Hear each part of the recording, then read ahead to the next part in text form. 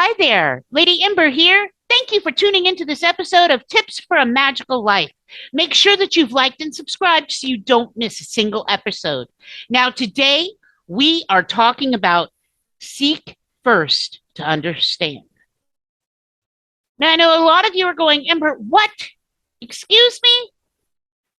You need to be the one who has to understand first, okay? Now, guys, this is adapted from one of Stephen Covey's Seven Habits of Highly Effective People. I love that book, by the way. If you haven't read it, I highly suggest you do. It's a great book. Using this strategy, though, is a shortcut to becoming a more content person. And you'll probably become more efficient, too. Honestly, I know I did. I know my clients do when they do this. Essentially, what this is, seek first to understand, implies that you become more interested in understanding others and less in having other people understand you. It means mastering the idea that if you want quality, fulfilling communication that is nourishing to you and others, understanding others must come first. When you understand where people are coming from, what they are trying to say, what's important to them, and so forth, being understood flows naturally. It falls into place with virtually no effort. But when you reverse this process, however, honestly, which is what most of us do most of the time, including me, guys, I'm no different. That's why I'm telling you all of this. You're actually putting the cart before the horse, as they say. Okay? When you try to be understood before you understand, the effort you exert will be felt by you and the person or people that you're trying to reach. It's a no bueno situation. Okay? And I know my Spanish is not that great, so bear with me. I'm still learning. Okay? Where I come from, well, growing up, there wasn't a lot of people who spoke Spanish. So I've decided to learn it as an adult because communication is super important.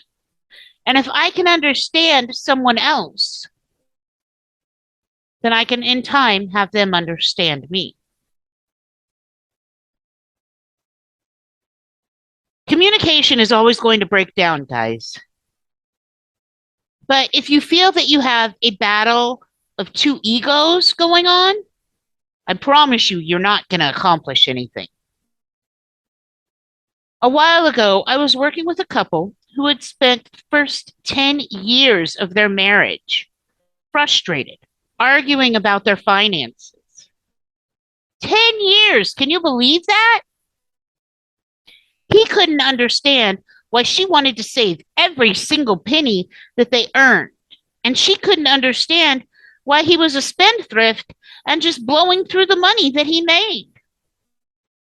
Now, any rationale on either person from their position had been lost in their joint frustration a while ago.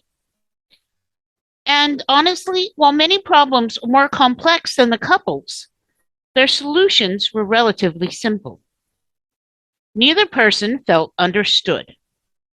They needed to learn to stop interrupting each other and to listen carefully to what the other person had to say.